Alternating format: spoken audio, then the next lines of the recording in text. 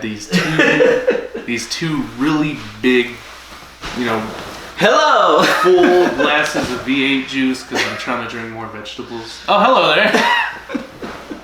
Welcome once again, and thank you for joining us for this, the 88th episode of the Drunk Doctor Who podcast, where we travel back in time to 1976 and discuss the 78th serial. 88th serial. 88. What did I say? 70s? 78th, yeah. 88. The Deadly Assassin, yes. I'm about 10 weeks behind. Alright, what are you drinking tonight, Holden? Today I'm drinking Twisted Tea.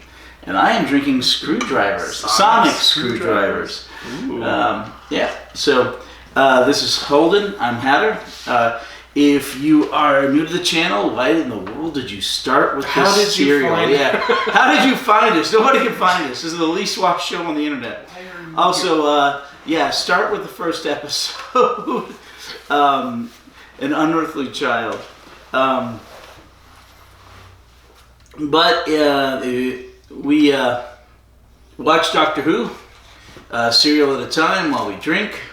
And then we keep drinking, and we talk about it while we're drunk. And these episodes are not scripted. They're not edited. We literally take the video raw off the camera, everything and all, whatever happens. Vomit, passing out, whatever happens, huh? Spilling water, yeah. Occasional curse words, whatever happens. And we just add Not me, I've never cursed. You have. I remember. No. I vaguely remember. I've seen it. Alright. We add an intro, we add an outro, and that's about it. So, it's a real deal. Anyway, so last week we said goodbye to Sarah Jane Smith. Yep. And for the first time ever, we have no companions to replace her. This is the only serial in all of Doctor Who where the Doctor does not have a companion, even a one-shot companion, that fills the companion role. I mean, we had, a couple of allies, but that's about it. Yeah. All right. Okay. So lots of firsts, lots of beginnings, and lots of onlys in this serial. Post-it note on your PC. What does that say? Oh, that's the post-it note you wrote for the guy to take the PC to. Oh, you haven't gotten it fixed yet? No, I got it fixed. Oh, you did get it fixed? Yeah, it's working. Are you gonna play Valheim with us? I told you earlier, I need to play Valheim to run it through the paces to make sure everything's good. Okay, I'll give you the server information. I think I have it. We're gonna play. They started a new server. Oh, yeah. I'll need to mess around with it just to make sure the computer is up to snuff. Cool. I'll send you the information in there. Alright, so anyway, I'm so excited. That game's so addicting. Alright, so today's the 31st of January, 2022. I bought it last week and I think I put like 24 hours in. Alright, episode 88, The Deadly Assassin, which is the 80th serial. There were 4 episodes. They were aired from October 30th, 1976 to November 20th, 1976. The companions, none. Not a one, I left it blank. Yeah. None. Alright. He has a nun as his companion? No, this isn't who's on first. There's no companion named Nun. Alright, villains, Groth and the Master. Okay. Goth. He's so, gothic. Huh? Goth. Oh, Goth. Yeah. That looks like an R there, yeah. Alright, Goth and the Master. And those are really the only two. Mm-hmm. Okay, so anyway. Spoiler, the Master's back. The Master. Alright. At the end of the last serial, we said goodbye to Sarah Jane Smith. And then the Doctor... Very sad. Yeah, because the Doctor received the... She probably died because she's left, stranded in some strange town that wasn't her own. Well, but she's in England. She's probably... in her own time. In a gut or something. We think is her own time, No, it's her own time. That wasn't confirmed that it was her own time. Okay, no, you find out later it was her own time. If they go back into time, would there be 2 Sarah Jane Smiths? Is that how it works? Like past and future traveled back in time? Is that the kind of laws of time travel we're working with? Okay. Later on in Series 1, you'll see the episode Father's Day. Series 1, like the revival, the first revival series? The first series of revival, right. Eccleston, the guy, middle center. Yeah.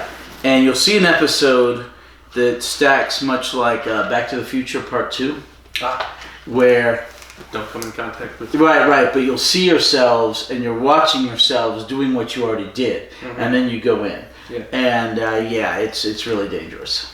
But we haven't had anything like that yet. Not quite, but you still have like the 3 doctors when they were all together. So you can touch your past self, and that doesn't cause like a space-time continuum collapse. It can, but it follows weird rules, and if it's different doctors, it's okay. It's more okay. Okay. There's a children's animated movie called Sherman and Mr. Peabody, I think. Deals with time travel. Mr. Peabody and Sherman. It's based off the old cartoon. Yeah. Yeah, it was popular when I was a kid. It has a very dirty joke in it where it's a time travel movie. It's like, don't touch yourself don't come in contact with yourself from the past. It'll open up a space-time rift, and then he later on in the movie they touch each other and they get stuck, and it's like making a black hole or something. He's like, he's touching himself, and the girl goes, it's like, wait, I showed you Southland Tales. Yes, you have. Where they shook hands and it was the same soul occupying 2 different bodies. Floating up. Right. They caused the new whatever, yeah. Alright. I just thought it was funny that they'd have a joke like that in a children's movie.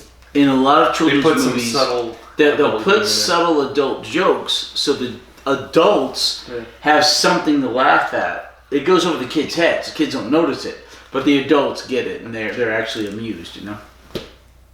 Yeah, okay, yeah. We'll talk about other movies. Talking about, what was it, Doctor Who? Okay, so 4 episodes. In the first episode, the Doctor's in the alternate control room. Yes. And very rustic wooden. Yeah. Is that here to stay for a while? Old school. Not too much longer. Okay. I like it a lot though. Yeah, it's cool, but I like the classic better. In fact, my favorite TARDIS control room is the 12th Doctor's. So it changes several times, or just it not does. very often. It doesn't change as much during the classic era. But it changes several times in the modern era. Okay. And here's one of the first real changes when they go to this. But the 12th Doctor, Capaldi, love it. If I could have a room like that, I could die there. It's just that gorgeous. Yeah, going from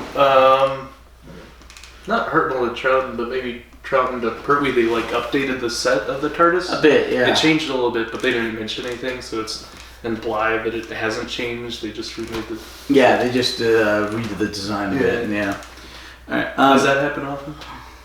I imagine it definitely happened with the revival. They have set. But also back in the old days, especially towards the end of the original run, when the TARDIS set was looking really ragged, sometimes the Doctor would sit in the dark because if they had the lights on, it would show how ragged the TARDIS set was because there's no money being spent on the show. Who was that?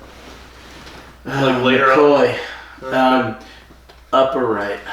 McCoy. That's McGann. McCoy's. Yep. You like McCoy, right? I like McCoy. Is he your third favorite? No. No.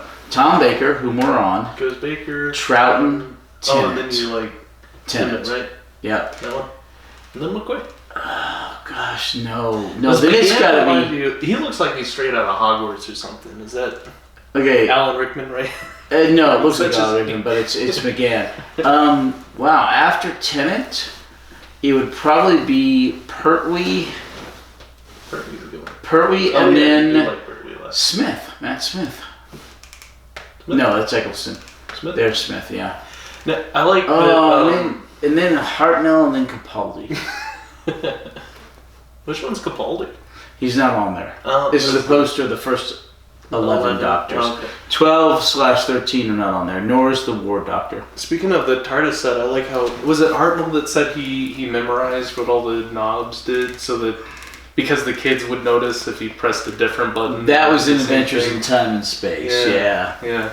Is that a... Oh, up there. They kind of move away. That was just Hartnell, right? Like no one else really cared? We don't know. We don't... Well, I haven't noticed. Okay. I thought that was really sweet. It was. Alright. Okay, so the Doctor gets a vision of the future. Well, you got the summons to... Yeah, first you got the summons. What was that called? There's a name for it, right? I forget. But he got the summons. And then he gets this vision of the president of the Time Lords being assassinated. Mm-hmm. So he takes the TARDIS and he goes back to Gallifrey. Plastic rifle with the CO2 cartridges. And the Kinda, yeah. Triangle shape. Sight. Yeah, reticle. Yeah. Triangle sight, yeah. Very future gun. Right. Yeah, there you go. Yeah. Yeah. This is I'll talk about that. Okay. So he shows up on Gallifrey illegally, which is weird. Hey, which is weird because he was based on. Him. Well, apparently they didn't summon him so much as the Master summoned him. He was sent the beam, by the Master. All right.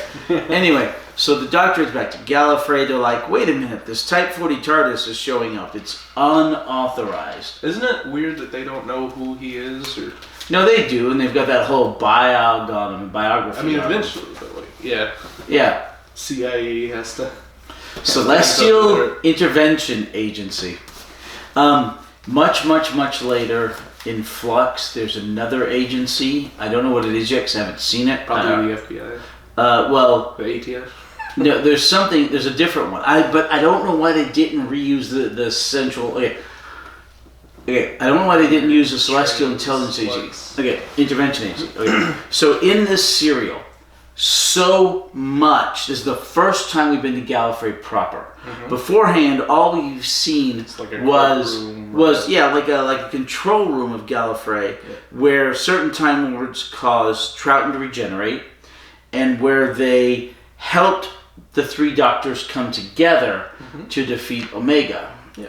But we've never seen everything proper. This is the first time we actually see Gallifrey proper. Mm-hmm. We see the Time Lords with the elaborate headdresses. It's kind of like an Emerald City from Wizard of Oz kind of set. Kind of. Yeah. But there's a whole bunch of stuff that is laid out in here.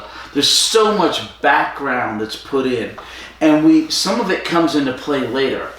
And some of it doesn't. And some of the stuff that never comes back into play, I really, really wish would come into play. The origins of the Doctor's log, like his record that they have. Oh, his biography. His family. What were they called? No, not his family. Is his birthright is basically Prydonian. He's Prydonian. Prydonian. That's one of the things I wish was explored more in the future. He's from like a noble line. Yeah. Okay, so anyway, you find out that the Time Lord Society is kind of course, like Great Britain, like the United Kingdom. Mm-hmm. Sorry, those are not interchangeable terms. I meant the entire United Kingdom. They're pretty interchangeable. Well, no, they're leaving out Northern Ireland.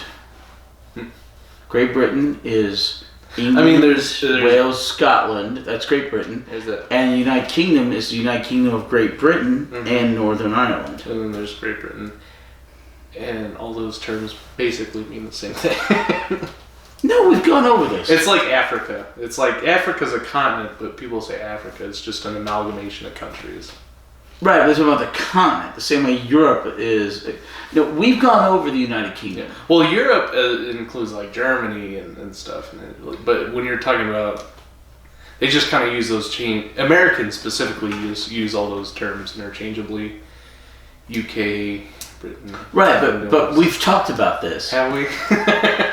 Okay, England is England. Yeah. Okay, Britain is England and Wales. Mm-hmm. Great Britain is Britain, which is England and Wales, and Scotland. The United Kingdom is the United Kingdom of Great Britain, England, Wales, and Scotland, and Northern Ireland. And that is very specifically what the United Kingdom is. And the average American just uses all of those terms interchangeably and doesn't know. Right. They use the term British and English very interchangeably, but there's also Welsh and Scottish. Just like how they kind of refer to all of Africa as one thing, and they don't know very many African countries because it's just an amalgamation in their mind. That's the same thing. They're just like Africa. They don't know what and all it consists of. Okay. UK, they don't know what and all it consists of. Okay. We're here to educate them, but I'm not because I don't know. To be fair, many places in the world, especially if they deem themselves important, like the United States, or Russia, or China, or possibly India, or whatever. It's like going to France and saying, hey, can you name every state that the United States consists of? They're going to be like, oh. Well, yeah, but so you go to an American, you go, can you name every country in Africa? They're going to say, no. Can you name every country that's a part of the United Kingdoms? No. yeah, I can, but anyway, the average American. But no, but it's the vast majority of larger, more important countries. Not saying other countries aren't important, but you're less important. No, but they're very introcentric and but they're very introcentric. They don't pay as much attention to other places. Yeah, you know, people in Paris. America's very introcentric. We are, yes, yeah. But many places are like that. People in Paris don't care about what happens here in Lubbock. You know, it's like Texas. We might know Texas. They don't know. Oh, everybody knows Texas. Oh yeah, but they don't know Louisiana. They don't know New Mexico. I mean, it just is what it is. People are pay more attention to local stuff. You know, local politics, local happenings. Yeah. Anyway, no one pays attention during geography classes, really. Or world history. World history is interesting because it has to do with war and stuff, but like specifically geography, not a whole lot of people, you know, really striving for A in that, because that's not as applicable to any major, really. But it's fascinating. Not as fascinating as other topics. Depends on the person. All right. Anyway, okay, so I'm pretty good at geography, but I don't. I wouldn't say I'm fascinated by it. All right. So much like the United Kingdom, apparently Gallifrey Time Lords, and we'll get into the difference between Time Lords and Gallifreyans later. But Time Lords have the plebeians. Kinda. Yeah, the nobles and then the rest. Well, yeah. Time Lords have a hierarchy, much like the United Kingdom, where you have the Lords, the upper echelon, the House of Lords, and then you have other Time Lords, which are more, what they say, plebeian. You know, the House of Commons. Yeah. Now, apparently the president of the Time Lords comes from basically the House of Lords. A lot more traditional British United Kingdom system. These days they come from the House of Commons, but in the Time Lord Gallifreyan Society it's a bit more traditional. A lot of nepotism there, because it's a president, but he's only elected by his predecessor. It's not an actual. Unless he's assassinated. He is named by his predecessor, unless he dies, in which case they have an election. Which I don't think is the definition of a president. That's more it's monarchy. weird. It's weird because because it's like a 900-year presidency. The one guy. But it's weird because you can designate your successor much like a communist system or a hereditary system. But if there is no successor, then they elect somebody, which is kind of weird. Anyway, so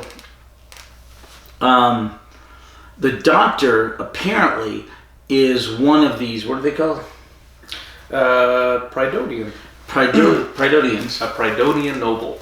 Right. Which I thought was specifically a noble family. No, but the Prydonian, but it may be a family, but it seems to be more of a grouping. Think the Jewish tribes, like the 12 tribes of Judaism. Yeah. So like the Levites. So he apparently is one of this line, this nobility, and he gave it up or whatever. But they never go into this again, to the best of my remembrance. I guess there's not a whole lot there. No, there's so much you could explore with this. It's kind of like his origin story. Don't they go over the origin of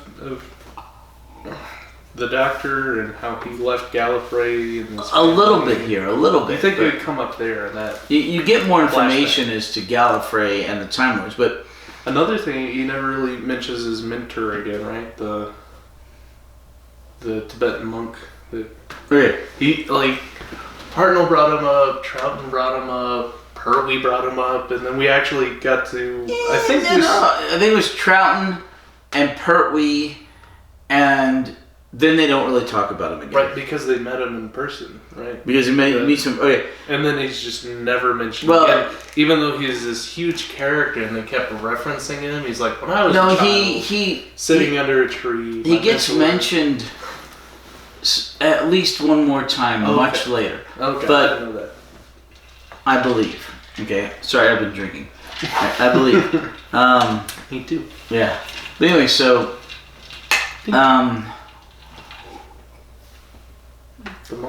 But anyway, no. But the Doctor's teacher, professor, is what's his name? Barusa. Very flamboyant, kind of stern. We see him again. We do? We see Barusa again. Same actor? Or same character? Same character. I don't think it's the same actor. If it is the same actor, he's aged significantly. Oh, well, he may have regenerated, but it's the same character. But he definitely, the actor may have aged, but I think it's a different actor. We don't see him until much later. Russo. No, during the Fourth Doctor. Oh, okay. All right. Probably a different actor than if he aged. Probably. Okay. He's a cardinal. So anyway, hold on. Lots of stuff. First time the Doctor doesn't have a companion, the only time. First time we go to Gallifrey. First time we really see the Time Lords in all their glory. We get a whole lot of background, some of which is properly explored later, a lot of which is not, which never comes up again, like the Peruvian thing. What's it called? Pridonian. Some of it is just a whole lot of jargon that never really comes up again, yeah. Sci-fi jargon. So basically the Doctor shows up. He was called there, but he doesn't realize he was called there by the Master. Mm-hmm. He shows up, the TARDIS shows up, Castellan, which is of the basically the lower caste in Gallifrey, the Commons, he has been placed in charge of a bunch of secrets and records and things. Okay, he has a high important place, probably the highest amongst the commoners. He tells the head guard, what's his name? Oh, Castellan. Pardrell. And this is his last name. The head of the guard is Hildred. Or Hildred. He tells Hildred, the head of the guard, okay, I want you to, this is an unauthorized entry, because it's right here on the edge of the capital. And the capital is never really named. It's just called the capital. Gallifrey is the planet, but the capital is never really named. That's right. I don't think they do say. Alright, so arrest the occupants. There's the Panopticon sort of like hull that they're. Is that the name of the hull? The Panopticon? That's and that's the center of the capital. Or the building, yeah. The center Capitol building. So it's like, alright, impound the TARDIS, arrest the occupants. The Doctor manages to get away cleverly, but then he still is about to go into an elevator, and a guard comes out of the elevator and catches him. The hookah, and he puts it on the chair, and with his coat and his hat, and it looks like he's a smoking. Scarf, yeah. And so the Doctor gets away, but then a guard captures him, but then somebody shoots the guard dead. Yeah, so we already have one death. We're still in the first episode, and he had the premonition of the second death. Yeah. So we've seen 2 on-screen deaths. So the assassin shoots the guard as the Doctor almost got apprehended on his way to the Emerald elevator. And he goes, "No, wait, come back!" And then right. So the person runs away. I'm not sticking around if you are. Exactly. So the Doctor leaves, he gets the elevator, hits a button, runs out and hides. They start looking for him in the communications tower, which is 53 floors tall. This gets mentioned. One of the shortest buildings, which is strange. Yeah. All right. Well, I mean, considering it's the communication tower, you think it'd have a tall antenna.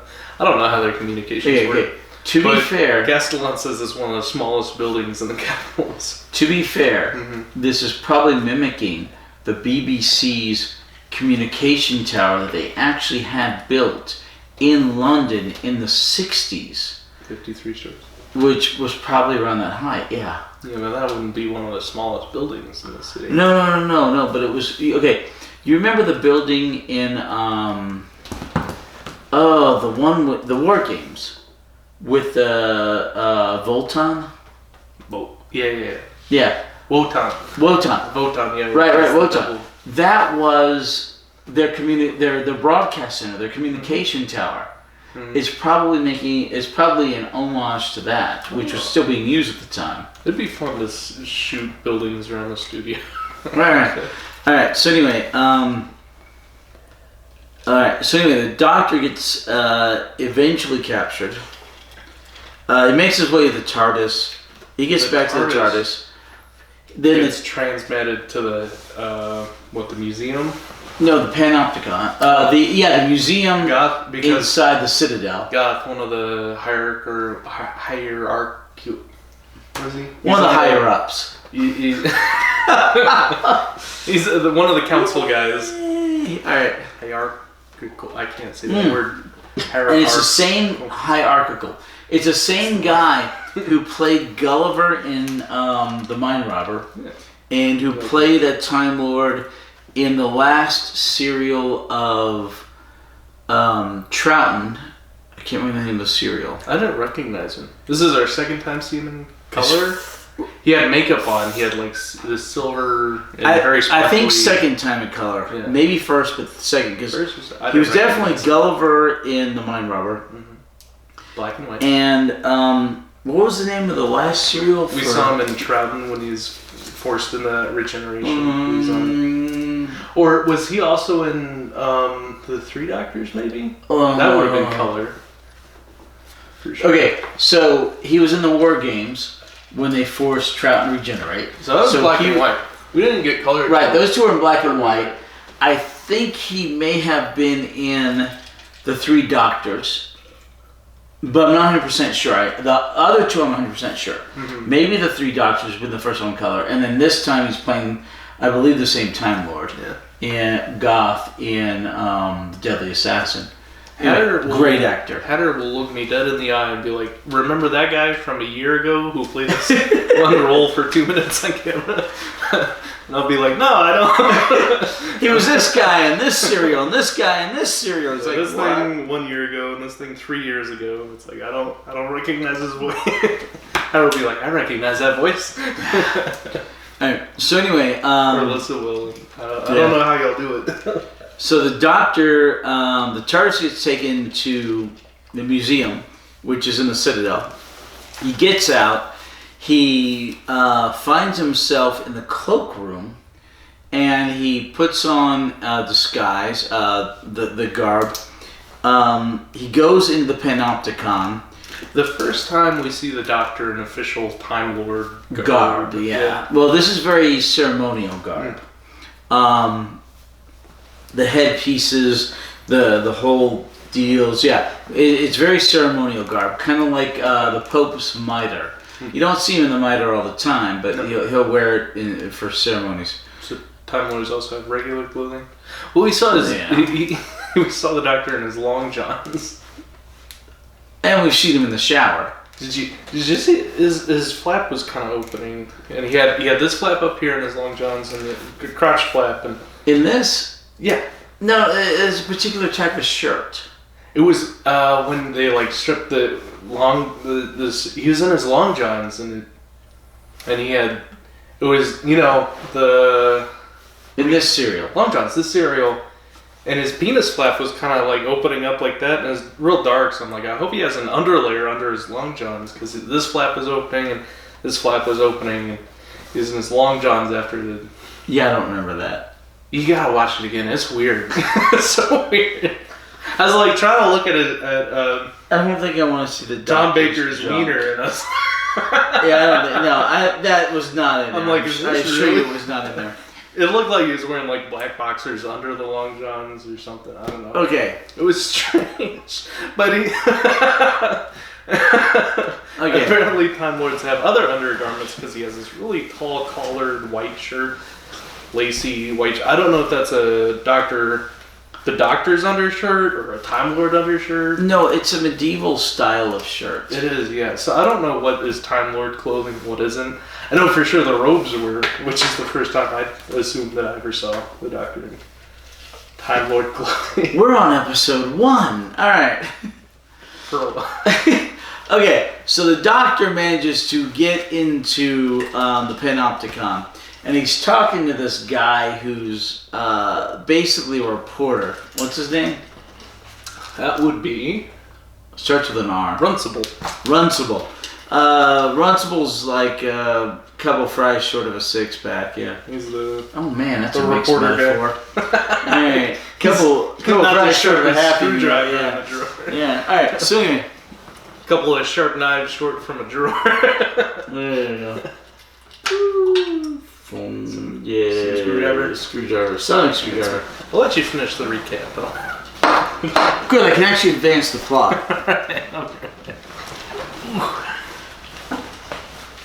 Alright.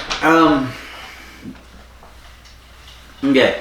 So this Runcible is kind of a TV reporter, and we see that their society is not so different from ours, at least from the TV perspective. The Doctor looks around. He sees a rifle up where in the balcony where he remembers the president was shot from his vision. The Doctor rushes off. He bumps into several people. He's trying to get to the balcony. He gets up there. He sees the rifle. He sees the president come out. And the president is apparently stepping down after a couple hundred years of being president. This time was live a long, long time. And this gets mentioned several times about like one president was president for 900 years and stuff. So anyway, the Doctor sees somebody who he thinks is about to shoot the president. So he picks up the rifle and tries to shoot the guy. So you see him shoot, the Doctor shoot, and then the president dies. And like, we don't know if the president was shot with a rifle that would keep him down, some sort of energy that the Time Lords can't regenerate from. We don't know if he was on his last regeneration. But anyway, he dies. End of episode 1. Episode 2, they show that, but they show more that the Doctor didn't shoot him, that he was literally trying to stop the guy who was trying to shoot the president. But then the Doctor gets captured by the guards because they run up to the balcony. Now this is fairly ironic about the assassination of a president being in Doctor Who, considering that the very first episode of Doctor Who ever was delayed by 15 minutes because of the assassination of John Fitzgerald Kennedy, President of the United States in the 1963. During that assassination. Kind of odd, coincidental, and ironic. But anyway, it is what it is. This is something 23 years on. Almost exactly 23 years on the last episode. So anyway, the Doctor gets captured. The second in command, who is essentially the guy who would be stepping up in the meantime, kind of the vice president, Goth. He goes, look, I want the Doctor tried, I want the Doctor executed, I want this done within 24, 48 hours before I step up to take the presidency. So they take the Doctor to was essentially not quite a torture chamber, but definitely a containment chamber. And they are kind of torturing him. And then they say, we want a confession. The Doctor's like, well, I'm not going to give it. You're an idiot if you think I will. But this is the head of the guard. Castellan's like, well, I could believe you. Convince me that you didn't do it.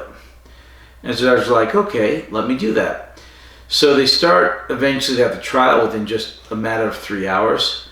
And there are several witnesses from the assassination, and they state their case.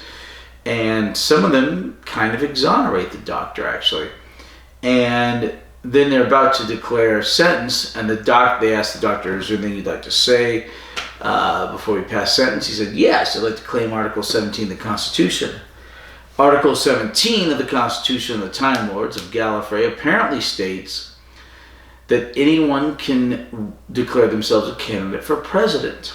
And while they're a candidate for president, they cannot be hindered, they cannot be sentenced, and they cannot be imprisoned, kept from doing things they're trying to do, I guess, to run for President Gallifrey.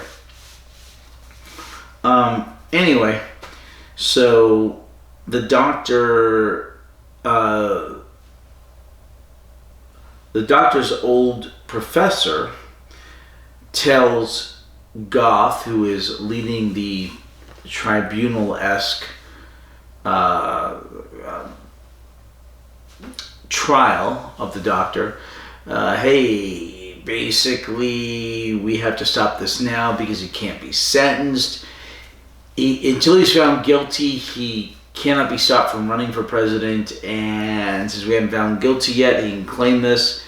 And since he's claimed this, we cannot find him guilty or do anything to stop him. So it's kind of a bit of a, catch-22, a loophole, but we can't continue with the trial.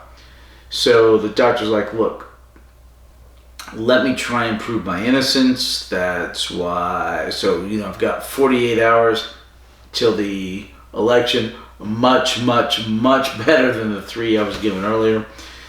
So the doctor starts to figure out what's going on. And then he tells Castellan, he's like, well, hey,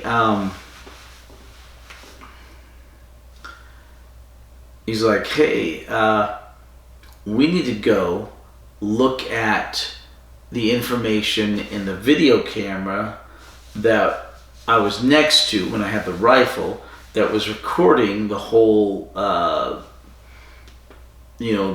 whole deal where the president was stepping down and all that. He's like, why would I want to kill a president that was stepping down? I never met the guy. So they go back to the Panopticon. They get permission from Goth. And they take Rumsford or whatever his name with them, the reporter, and they go and they try to figure out what's going on, and they look for evidence there. And because the doctor gets Castellan to fire the rifle. The rifle's sight was so far off that it went way to the left.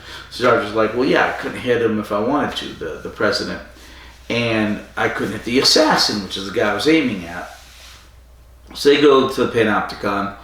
They see the little deal where the doctor hit that was way off to the left. And while they're up there, they send a reporter. What's the reporter's name? Runcible. I think they called him Rumford or... Close enough.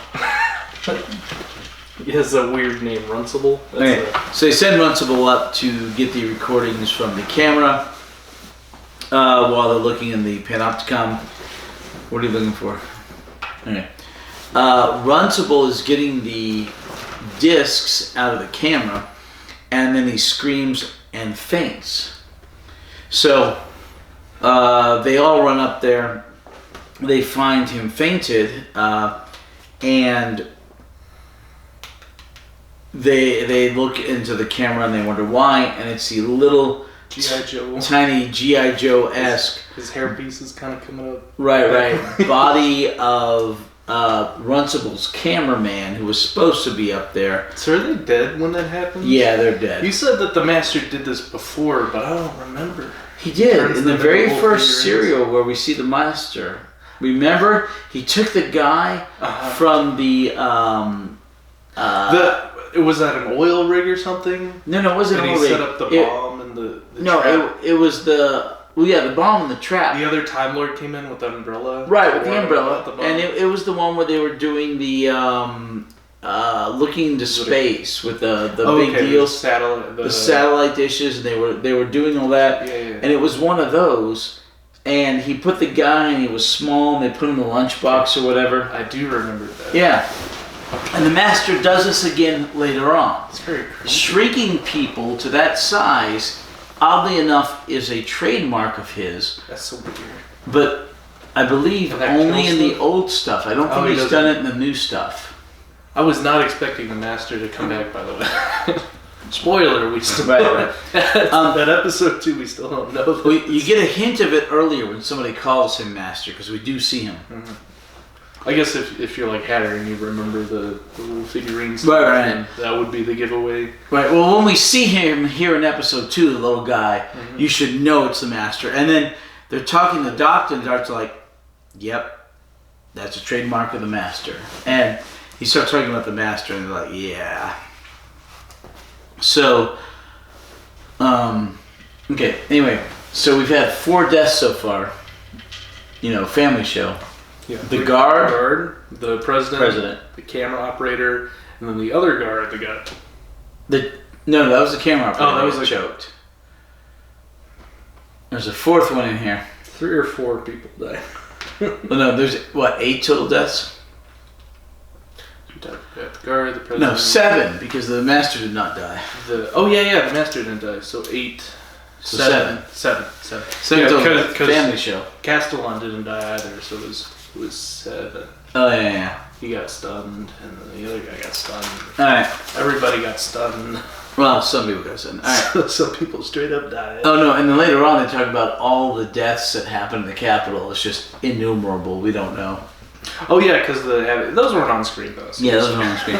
All right. Yeah, family show. All right. So anyway, the Doctor goes with Castellan, and what's the little guy's name? The old guy? Ingen. And he's like, "Hey, okay, he's the coordinator or something that keeps track of records and stuff." Yeah, and he's like, "Okay, I need to figure out what's going on with all this." So they send him into the Matrix. The Matrix is this amalgamation of the brain waves of Time Lords who are dying. So you take a Time Lord who's literally on his last regeneration and who is dying, and they take his brain and put it in the Matrix so that his billions of synapses, his thoughts and his knowledge and his wisdom can help run things in Gallifrey. And they do this to the Time Lords as they're expiring. They use that to predict future inventions and stuff. Yeah. Right. Kind of like it's weird. Minority Report. Yeah. Yeah. They predict the crime before it happens. And yeah. But they didn't predict this. So I wouldn't. Right, because it was intercepted by the Master. And instead, it was beamed to the Doctor's head. The prediction of the president getting assassinated. Right. So anyway, they even though the Master wasn't on record anymore, because he deleted his brain. He deleted his, yeah. But it still predicted that the president was going to be assassinated, probably because they still had Goth on record. Spoiler: Goth was a bad guy too. Mm-hmm. So there was a prediction, but instead it was intercepted and beamed to the Doctor. And we assume it was the Master that called the Doctor to Gallifrey. That's why they didn't know why he showed up at the Capitol. And they tried to arrest him for the illegal landing. So Master doing his puppet strings and trying to get the Doctor to show up. Mm-hmm. So he would die, but really, he just thwarted his plan. Why did the Master want the Doctor there? He was trying to get revenge on the Doctor. Yeah. And the Doctor was a perfect scapegoat for everything that was going on because he was fairly renegade. Oh, that's a good point. Yeah. All right. So you find out at this point it's actually the Master. And the Doctor's like, "Yep, I need to deliver the Master. Otherwise, I will not be able to clear my name." So he decides to go into the Matrix. Which they thought was impossible before.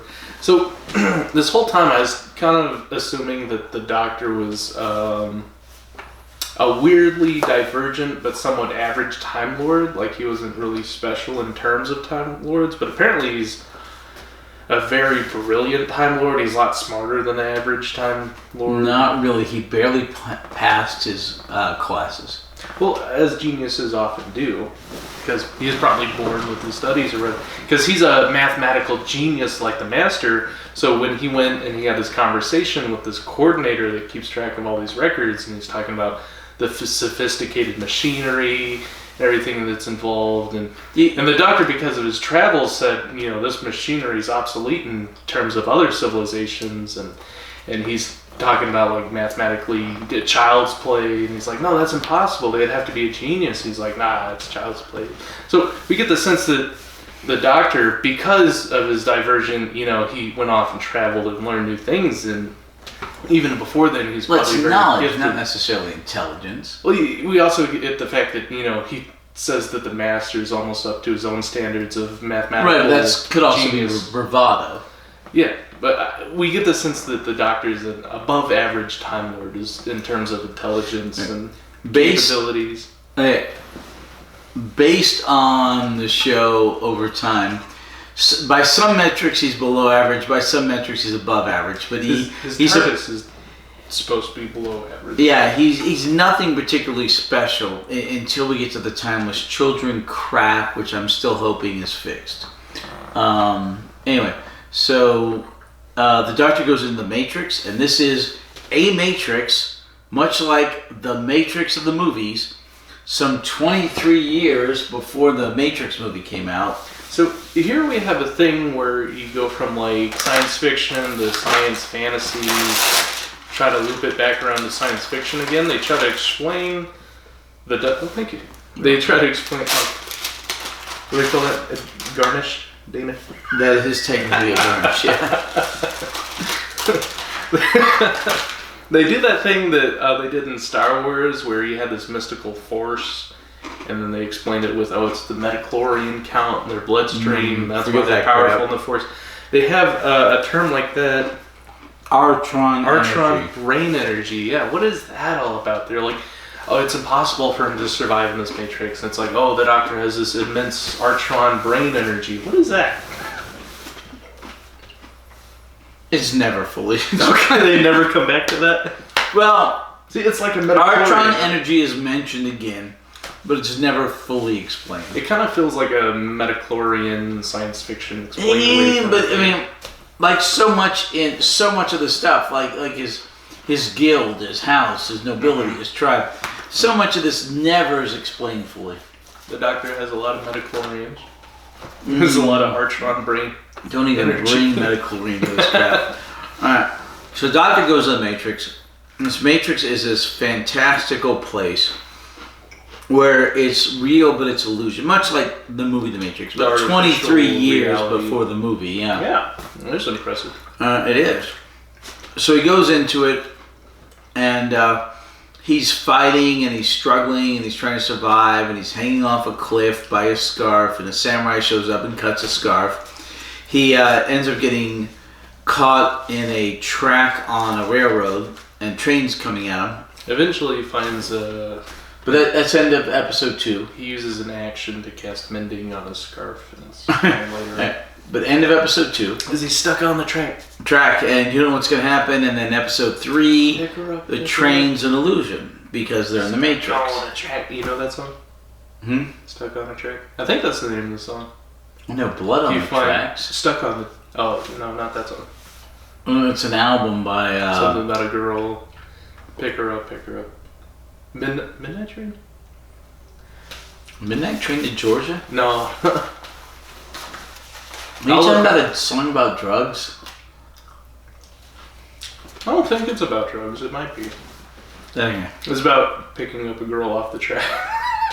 Literally off the track? Off the tracks. Like, the train's coming. I don't remember the lyrics. Sounds like drugs. Alright.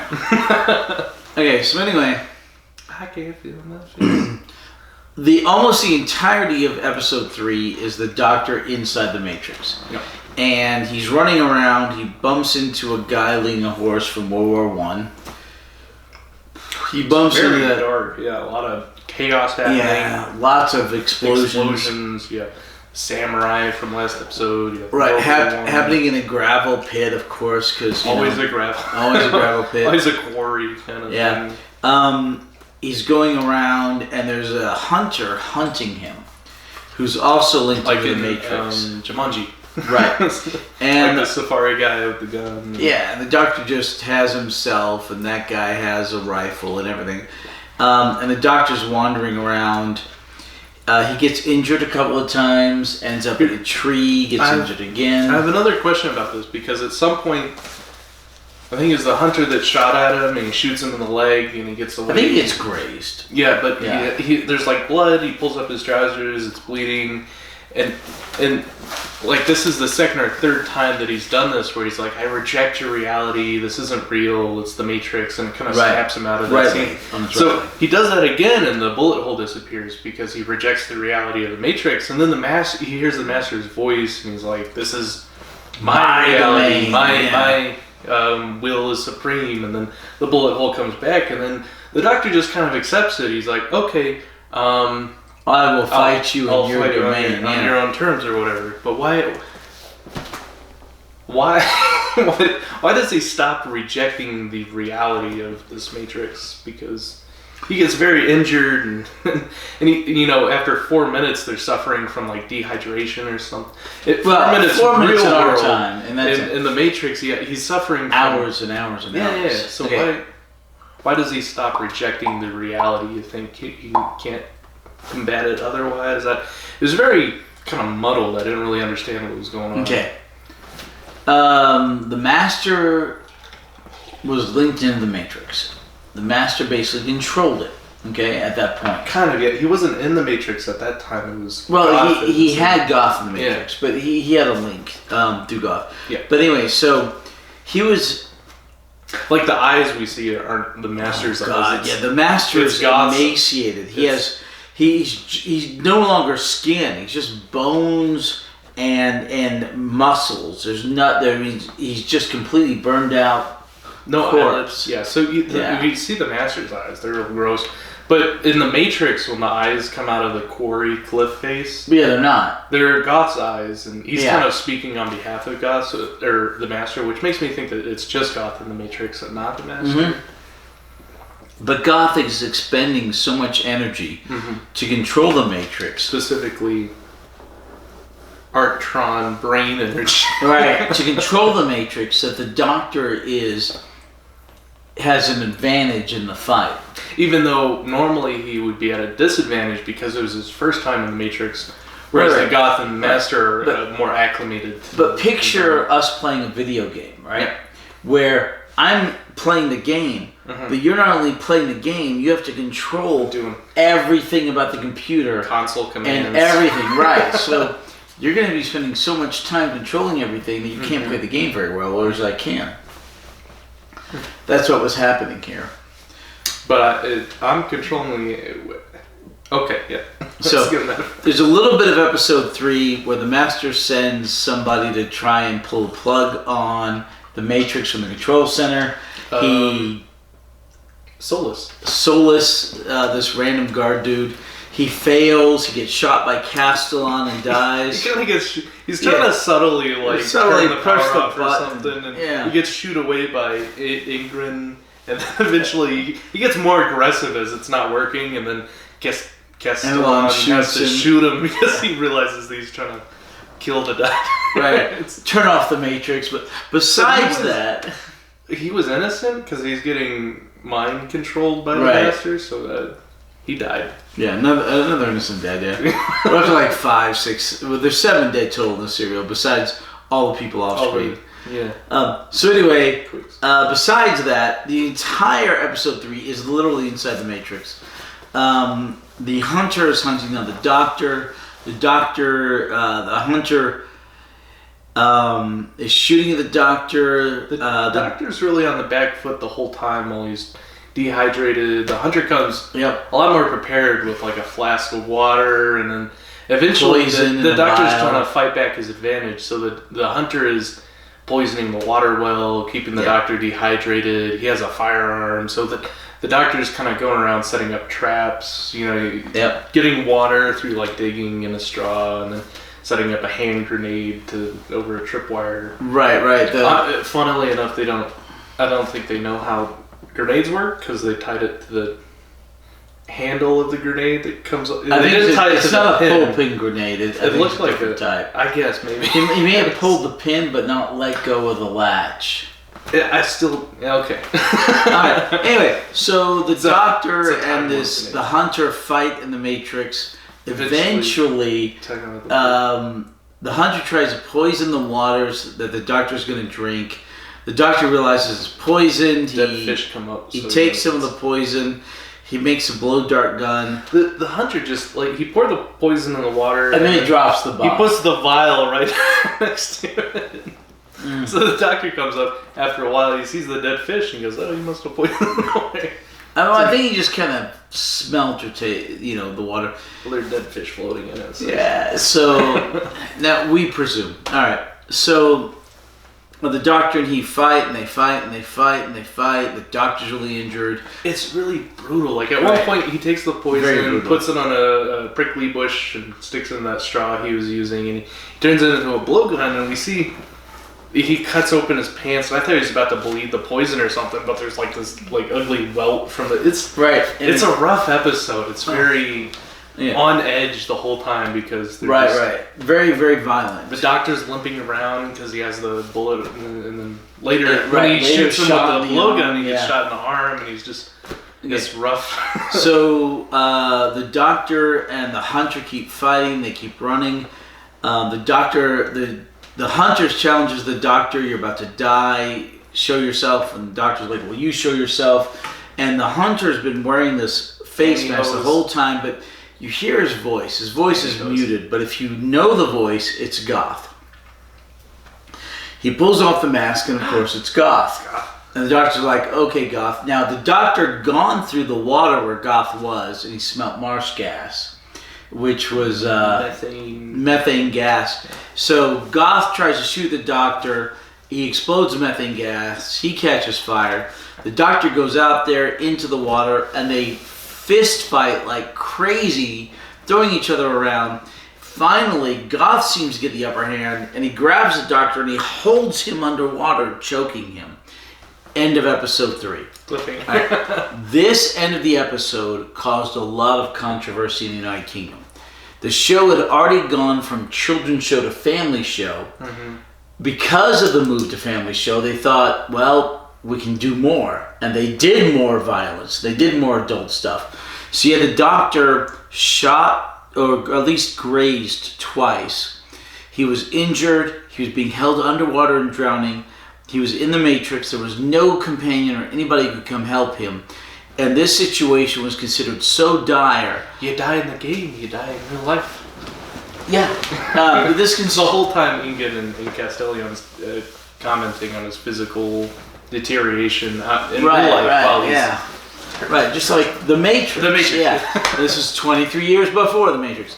Anyway, so all this is happening, but it was so controversial that it created more of a campaign from the same lady who got it changed from a children's show to a family show. You know, back in the she's just never happy with 70s, correct. At the same time, it only gets worse in the 80s. You kind of see the justification of the writers where not only was it upgraded to a family show from a children's show, so they're like, we can take a little bit more lenience, but also from the plot aspect of, well, they're in the Matrix, it's not real, so, you know, maybe we could be a little bit more violent because, you know, the kid it's a computer, it's a false reality, so. Right, but it's a very violent episode. It's very stressful. So, episode 4, for some strange reason, Goth, who Dr. basically has the doctor drowning. Right. He must have just held his breath and did a faux death or something. Correct. Goth finally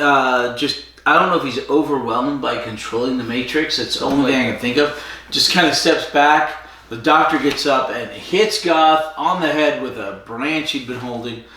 Basically defeats him. And then the doctor gets out of the Matrix. He comes to, and he's very weak, but once he wakes he's up, fine. Ingen turns off the Matrix or whatever, so it cuts off the Master's link to the Matrix at the same time. Right. And Goth is not too happy about it. He's a horribly looking, emaciated. Yes. Not really, but they say that he's emaciated. No, he just looks horrible. He looks fine. He's dying. And the master's like, well, I've got to shut off everything. Try and trap the doctor there. He catches fire at some point. Yeah. And so anyway, the master tries to shut off the Matrix to kill the doctor. In the meantime, he's pretty much killing Goth. Right. And Goth is like, why did I ever listen to you? Why did I ever believe in you? And then the master takes a syringe, shoots himself full of something. I forget the name of the drug, but it's basically the same thing in Romeo and Juliet, where it like slows your heart rate and your breathing, so you appear dead. Was it hydroxytrimorelin or something weird like that? Hydra something. It slows down all your metabolism and your bodily functions, so you can't really feel a pulse through the. And you look dead. And you're a little bit dead, colder than surface temperature. Yeah. So anyway, they show up and they start questioning Goth on his deathbed, and he's like, right. You guys promised power. I picked up the master. He was dying. Because the doctor figured out, well, what's below all this? He's like, well, a chamber from the ancient times. So they go down the chamber of the ancient times, and they find the master, who they believe is dead. They find Goth, who's dying. Can you refill? So they're questioning Goth, and he's like, I wanted the power. The president alluded that I would not be his successor, so I had him killed because Master promised me the knowledge. And then the doctor's like, what was his plan? What was his plan? And then he dies, and the doctor says, typical politician, never gives a straight answer to a simple question. He keeps asking him the same question. There's no answer. So Goth dies. They move him. They move Goth and the master off to the what do you call it? The morgue to get it essentially vaporized or whatever. Yeah. So you have the dead president, the dead Goth. You have the sleeping master. They're inspecting the chamber, and they find the syringe that the master used, and he's like, he gives it to Castilian. Castilian goes back to the control room with Ingen and the master, and then Ingen and the doctor. The doctor takes the syringe and he smells it, and Castilian's like, careful, it's poison. The master killed himself. He's like, no, he didn't. This is hydrotetracycloxide. It was a ruse. He's not really dead. So they rush to the morgue, not before the guard comes in, and the master wakes up and turns the guard into another G.I. Joe figurine, shrunk down. And then takes the guard's gun, I assume. And the whole thing is that he wants the sash that the president wears, and we forgot. Meanwhile, in the control room, I'm going to the restroom. The master is the doctor's questioning Ingen about he's trying to figure out the master's plan. He's questioning Ingen about why he wants to put Goth in this position of power, the president. And what does the president have? Well, the president has this ceremonial sash. What is it called? There's a name for it. There's a Time Lord that basically journeyed to the ends of the explored galaxy. His name was something. I'll find it here in a second. Rastalon. So there's this Time Lord called Rastalon, and he went to the ends of the earth, and he was this real celebrated hero of the Time Lords, and he kind of brought everything into a flux, and there's these really old records from the old time about how he journeyed to the ends of the explored galaxy, and there's the sash of Rastalon and the key of Rastalon, and they allude to him finding this eye of Rastalon, which they assume is like a black hole or something, and he used some sort of technology to kind of bring it into like a controlled flux, which is what gives the what's the planet of the Time Lords? The Gallifrey, its source of power, and it's the secret behind their regeneration and stuff. It's why everything, works so well for them and their technology. It's because everything is in such a perfect rhythm. And they assume that, they don't...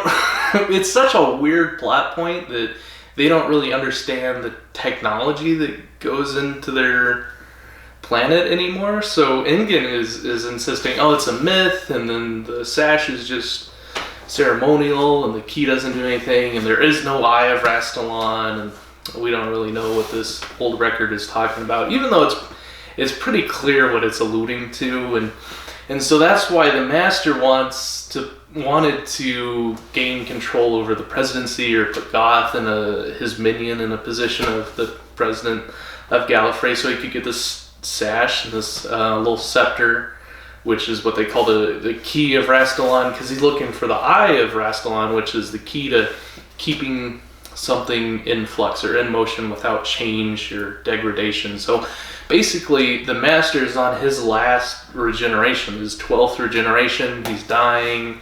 He's at the end of his life cycle, and that's why he wants the eye of Rastalon. The Eye of Harmony.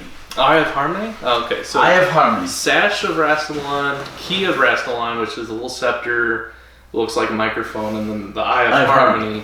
Scepter looks like a rod. So the Eye of Harmony. So we were talking about how the Doctor was figuring this out with Ingen by listening to the recordings of the old time, and Ingen and Castellan keep referring to the sash and the scepter as just ceremonial. Yeah. And the whole journey of Rastalon into the edges. There's a whole lot of the old days that is lost. But the Eye of Harmony is the whole secret to their technology. He's like, it's why Gallifrey is in such a perfect flux of energy, and everything is. How do they not understand how their own technology works? They keep referring to the sash and the staff is just ceremonial. In the declining days of Rome, how do you know how they built things? I mean, seriously, we don't know how they built the pyramids. Seriously. Okay, so picture a civilization in decline where they don't know how things were done earlier. It just seems weird that they don't understand their own technology. We're seeing a glimpse into Time Lord history. We got a little bit of that with Omega and the Three Doctors. We see more here into their civilization, into their technology, into their history. And there's so much that most of the Time Lords have forgotten in their complacency. And we'll see that later on in Shada as well. You do get the sense that they're very complacent. Right. Yeah. Yeah. No, I agree. We see more in Shada. We see more in a lot of it with the Fourth Doctor. That's why the Doctor seems like such a cut above the jib of. Because he's more of like an old time, a 900-year-old Time Lord who left early on, and everyone's just kind of complacent about. We still have like these old professors like Barusa, who's very kind of strict and hard on his students, and everyone else is just like, oh yeah, it works. We don't know why. Or very complicated machinery and mathematics. No one can crack it, and it's like it's child's play, So it's okay. So that's why the Master wants the sash and the scepter to get the Eye of Harmony. So the three confront him in the morgue, and then he's holding them at gunpoint because he has the guard's staser, not a phaser, a staser. Staser. As in, stay over there, sir. I think it's a stun phaser, or I don't know, but just staser. So he says, gives me the sash. I think it's different because Star Trek had come in the late 60s, so I think it would be different than that. Yeah, that makes sense. Even though Doctor Who predates Star Trek. It does. Yeah. But the staser does. Correct. So he stuns the Doctor and Castellan because they don't want to give him the sash. So Ingen, of course, gives him the sash and then he takes off. But he didn't shoot them with the staser. He just stunned them because very Bond villain-esque. He wants them to see the demise of their civilization. So he locks them in the morgue and he goes with the scepter and the key and the sash to...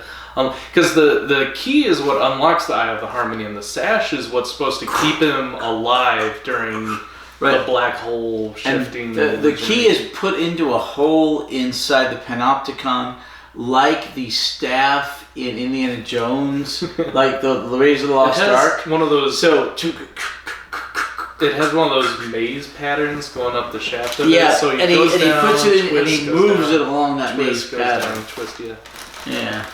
So, and he's wearing the sash, which he wants to protect him from the black hole, And this Darth Vader like tune comes up that supposedly has the Eye of Harmony or whatever. Well, it's an obelisk. Yeah, the Eye of Harmony is below it. He's turning down like the force shield generators or whatever he's thinking. He's unplugging things, and the more things he turns down and unplugs, the more earthquakes and volatile it becomes.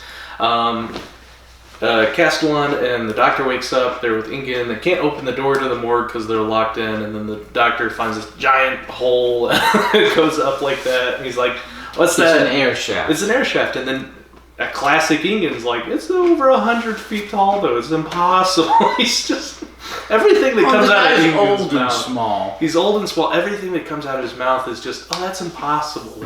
There's no way." He's not willing to try anything, it feels like. But Castellan's kind of the guy that is the There's no way you can have a phone that's not plugged into a line, you know? That kind of thing. He's like, "You can't survive the Matrix," and Castellan's like, "Well, let him try." So the doctor goes up the shaft, things are falling down. The doctor gets up there and he's like, okay. Doctor gets up there, he confronts This one's the queen? Queen on her own color, so yeah. Alright, she moves up. Alright. He left the door open. Interesting. Alright. He made a move on our chess game. If you have been watching this and if you care at all whatsoever at any minuscule amount and wish to follow this chess game, he did knight originally to King Bishop 3.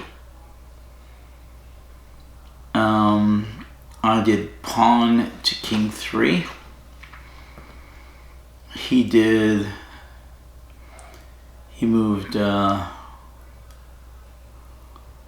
pawn to Queen, Knight 4. I did Bishop takes pawn on my Queen, Knight 5. He moved Bishop to Queen, Rook 3. I took his bishop with mine. My bishop takes his bishop at my Queen, Rook 6. And then he took my bishop with his knight. So his knight to Queen, Rook 3. I moved Queen to King 2. And he has now moved Queen to Queen, Bishop 1 to protect his knight.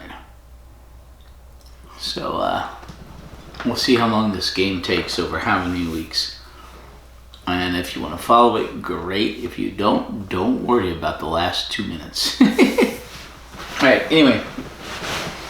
The doctor makes it to... You know what they say about small bladders?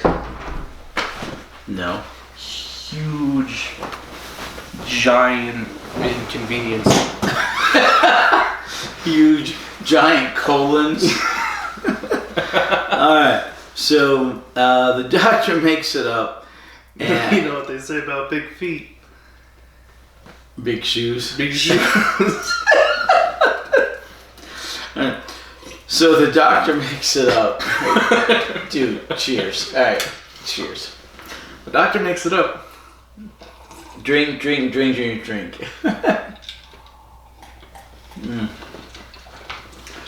Chug.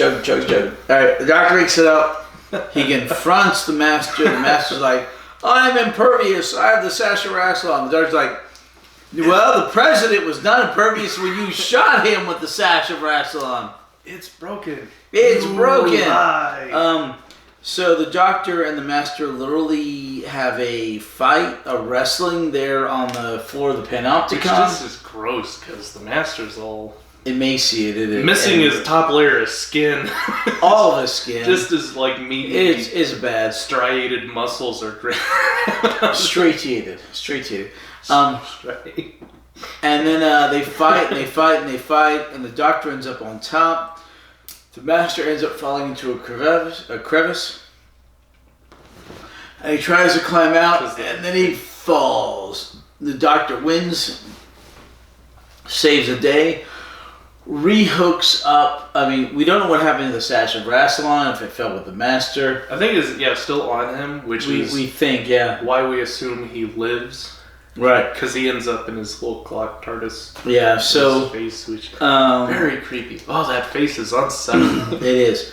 So come to find out that much of the capital was destroyed. Lots of people countless died. Lives lost. Earthquake. Could have been worse. Barusa gives the Doctor a 9 out of 10 for helping save the capital in Gallifrey. The Doctor leaves in his TARDIS, and then it appears the Master survived and he leaves in his TARDIS, which is disguised as a grandfather clock. Mm-hmm. End of the serial. Alright, what questions do you We see the TARDIS get broken into again. This time not by Sensorites. Oh no, they had a key! By the Time Lords, because they had a key to this old model of TARDIS. So apparently the key works without your metabolic detection or whatever. No, it's a master key, a skeleton key. Yeah. I guess there's no way to defend against if you have a key to the TARDIS. Mm-hmm. Yeah. You think you'd change the locks out. I agree. Or the Sensorites would just take the locks out. It's a really old Type 40. Type 40. TT. Very obsolete. 255 were decommissioned. 256 existed. 255, 304 were registered as being decommissioned. 305 were manufactured. So it was one. The one was pulled discrepancy was. This is the only Type 40 left in existence. Yeah. Which explains why it's so cantankerous, apparently. And problematic. Yes, very problematic. First time we saw the Doctor in Time Lord clothing, staff and sash and rest. We talked about the staff and the sash. It looks like a microphone. And why they kind of believe that their origin was like a myth and more of a ceremonial. They didn't believe in Rassilon or something, even though that's why their planet is in this great flux. Or they no longer have the technology to tame black holes like Rassilon. I don't know. Okay, it's like any civilization that's thousands of years old. I mean, the United States is only, 240 years old, right? Yeah. But you have... Like 2.5 generations old. Right, but you have civilizations that are thousands of years old. In the case of the Time Lords, millions of, billions. But eventually their history gets lost in time. And things that you think are just ceremonial are actually real and have real effects. But you don't know that, because you believe it's just ceremonial. We have quantum computers that do, quantum mathematics. And we still understand how an abacus works, especially if an abacus was still a lot of people do not understand how an abacus works. They would if it was like integral to how their Wall Street, functions. They wouldn't be like, this is how our society works. I don't know how it works though. Like if we had a predominant mechanism, which is how our infrastructure worked, there would be people that would know how that works. No, not necessarily. Do you know how? It's like people just stopped doing, astrology at some point. Do you know how to use a slide rule? Do you know what a slide rule is? A slide rule? Mm-hmm. Well, that's not integral to how our society works anymore. And even if it's not the mass majority, there's still like the people that are supposed to. So if all of our infrastructure relied on, the Earth being in a specific rotation. Not everyone is an astronomer or an astrologer, but there are the people that would understand the rotation of the planet. So if something happened to how the Earth rotates, you'd be like, given enough years, not necessarily. Okay, I guess not a lot of people care about climate change because it happens real slowly. Do you know what Kodachrome is? Is that integral to our society? There are people that understand what it was. I'm not saying it's an old technology. It's an old technology, but if it's still important, people know how it works. Like we have advanced computers. Same basic principle though. They still know how old. The point is that things. No, I don't know. Yes. The point is that knowledge can fade drastically over a short period of time. But that is directly related to its importance. Kodachrome is a very popular film. Okay. Like camera film. If we're still using it for there are people that. Okay. So I'm sure there's very important documents that were filmed on Kodachrome. There are historians that know everything about Kodachrome still because of those documents, and they upkeep those documents. And then when they die, your generation will know nothing about not my it. generation, but like history majors, the people that take their place will. Eventually, everything passes into myth. You just have to give it enough time. Ingen should and know. The Time Lords are around for millions of years. Should know how their technology works. Millions of years. Everything is faded into myth. They're still using it. So everything is faded into myth. I guess it doesn't need to be upkept, so there's not like... Everything is faded into myth. I guess. Moving on. Okay, what's the next question? Are we going back to look at the doctor's long john crotch flap? I didn't see this. I mean... We should... oh my gosh, I need more to drink. We talked about how the master turns people into figurines, which I guess happened once before, which is a trademark. Once or twice before, yeah. Now it's happened 3 times. Or 4. Yeah. He does it. He seriously does it. It's happened several times. We talked about the Matrix. The first time they used the show intro as something other than the show's intro. Oh yeah, when he's going the Matrix, they kind of do the intro backwards with the square coming back up. It's kind of cool. Like, that's what it looks like going into the Matrix. That's why they used that as the show's intro. Or they didn't want to bother to make another CG. Well, I like both. I like them using it because it's the Doctor Who and the Time Lords. It's the Matrix, and you're going into it, and it's like that's sort of meta. That's really, really meta. I did like the meta. It's like saying the name of the movie in the movie. You're like, oh, it's the intro. That's why it's there. That's what it looks like. Right. It was really so either they didn't want to make another animation and they just recycled that one, or 6 of one, half dozen of the other. Yeah. It was cool. I liked it. Me too. We talked about Artron brain energy. Yeah.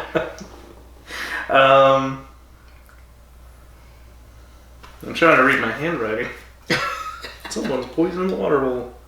Yeah, we did that. Oh, how long did the Doctor spend on the Matrix, you think? So we talked about how it was like days. They checked in and it was like 4 minutes in reality, but in there it was days. Dehydrating. Days, yeah. And I think the Master also mentioned something about something being sped up, the degradation of their physicality being sped up. So maybe it was a few hours, but they're still suffering from dehydration. They were in the Matrix. They were there for days. It was a brutal episode. Episodes, yeah. We talked about why the Doctor quit denying the reality of the Matrix. Mm-hmm. To take the Master on his own terms or something. Yeah. I guess. The controversial part of the Doctor being drowned. Right. Oh, let's talk about how Goth met the Master on Tesserus. The Master's died. Yeah. So the last time we saw the Master before this was when he escaped in the... What was it? It was... I don't remember. I think it was... He teamed up with the Autons or something, and then they arrested him, but he turned the guard into a little G.I. Joe figurine, and he drove off in the police van or something. He got away. So there's several things about the Master that they enlighten us on, and the fact that this is his 12th regeneration, which is the last regeneration, which is, I think, the first or second time that they mention the Time Lords get a total of 12 regenerations. I think the first. Yeah, so 13 total faces, and then that's the end of their life cycle. So it doesn't say why he regenerated his 12th regeneration as this grotesque, skinless, monster-looking thing. It doesn't say why or how. Carnival of Monsters? Is that where we saw him? Maybe. He was in Carnival of Monsters? He was. Was he? He was. Oh man, I'm so vague. Carnival of Monsters when they got shrunk down and there's that traveling... oh, no, he wasn't with the... No, the boat, God, no. The boat and it keeps... Oh, yeah, that was... no, never mind. The funky outfits that I like so much. No, he was in the...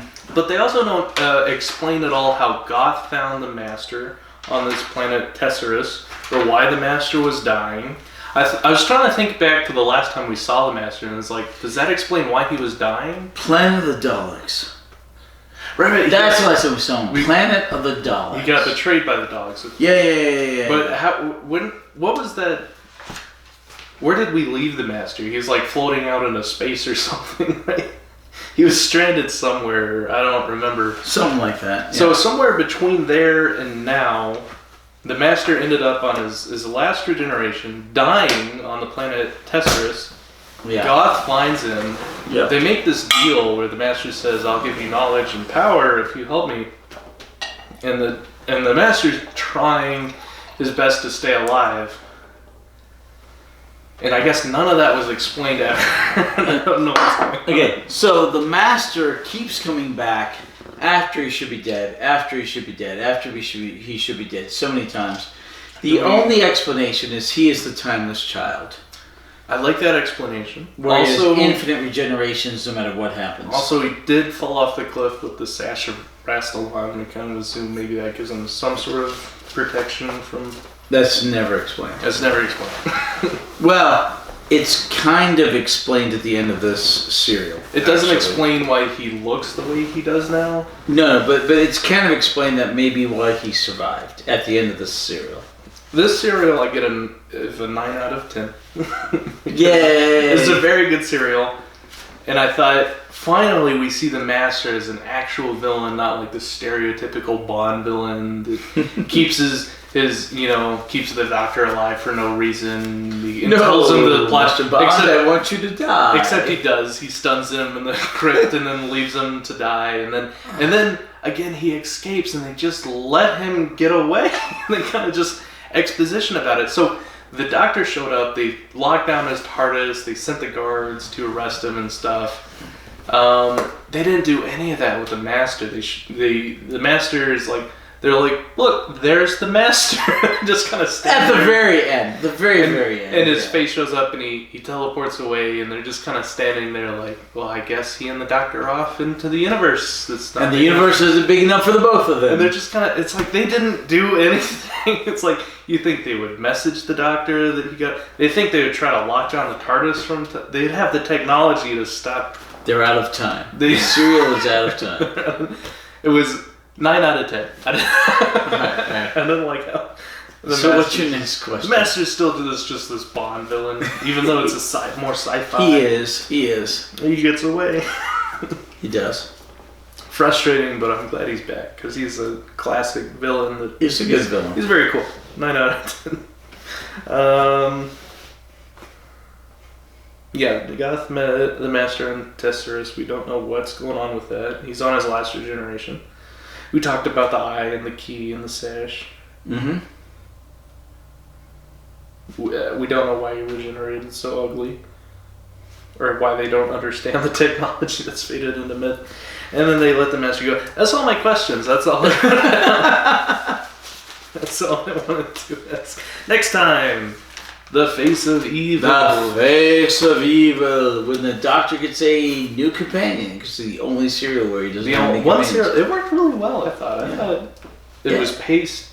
Okay, so well enough to where you didn't. But it was really fast. It was fast paced. Really fast. It could have been 6 episodes if they'd had a companion. They would have had 6 episodes because the companion would have done some stuff. I agree with that. And that 3rd episode was just really weird inside the Matrix.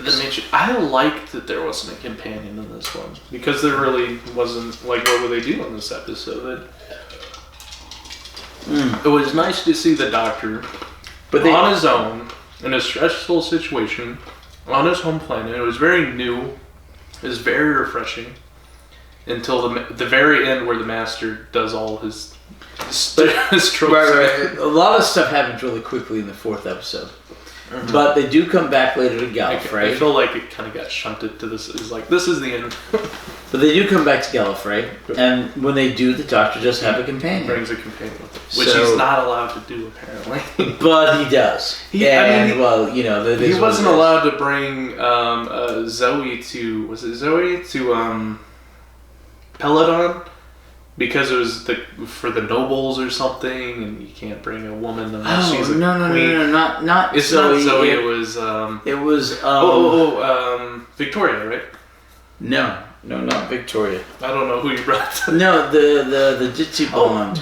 The one before Sarah Jane Smith, the other the Jitsi blonde. Yeah. It was Pertwee. Was the second time we ended up in Peladon. Right. The lab assistant that was there before. So I don't remember her name. Alright. Hold on, I have this. But he wasn't allowed. The point is, he wasn't allowed to bring her to Peladon. A, he didn't know that. But B, he did it anyway, and they found a way. So C, Joe Grant. Joe Grant. How do we forget about Joe Grant? He's not allowed to bring a companion, an outsider. To No, he can't bring a female into the Peladon. Right. But, unless she's a noble. Yeah, same thing with Gallifrey. He's not allowed to bring an outsider to Gallifrey. But you kind of get the sense that the Doctor would anyway. But there was something they used to say goodbye to Sarah Jane Smith. But yeah. So it makes sense that eventually he would bring a companion anyway to Gallifrey. So join us next week when we will do the Face of Evil. The Face of Evil. And we will see Leela, who's the new companion. From Futurama? That Leela is named after the Doctor Who Leela, I believe. Is she an alien? Well, yeah. Does she have one eye? No. Okay. I'm disappointed. No, but she is from an alien planet. The Face of Evil, does she look human? Does she have blue skin? Yeah, of course she looks human. No, she doesn't have blue skin. I wanted an alien. Well, how alien do you want? Most people are gonna look human-ass skin. What was the name of the creature on Peladon with the one big eye? Alpha Centauri. I want a companion like that. That's just so bizarre and out of normal. It's some very weird. Believe it or not, you're gonna get a bit of that in the 5th Doctor. Yes. We'll get to Chameleon. I want a canine companion, just something that's so totally... We will get to canine later in this Doctor, in the 4th Doctor, and we'll get to Chameleon in the 5th Doctor. I want anyone but a regular human-looking companion. So yeah, we have canine and we have Chameleon both coming up. And... I'm excited. And that's it for a bit. Okay, cool. Okay. New companions. Yay. I liked the Doctor being on his own in this one. This was a very... weird serial. Very weird, new, different. Out of the norm. But good. Brutal. Thanks for... Will you give this episode a 9 out of 10? Like 8 out of 10? 7. 7? I thought it was pretty good. 7. It's pretty good. It's so original. Agreed. I like the original. I agree. The 4th episode was very abrupt and shunted and kind of boom. Kind of real trope, like, you know. But the first 3 were awesome. I thought. Like you said, this could have been 6 episodes. It could 5 at least. Yeah. It could have been 5 without a companion. With a companion, probably 6. Yeah, but it is what it is. All right, we'll see you next week for the Face of Evil. The Face of Evil. I'm excited. Yay! Thanks for joining us. Sing our awkward. That sounds like the movie.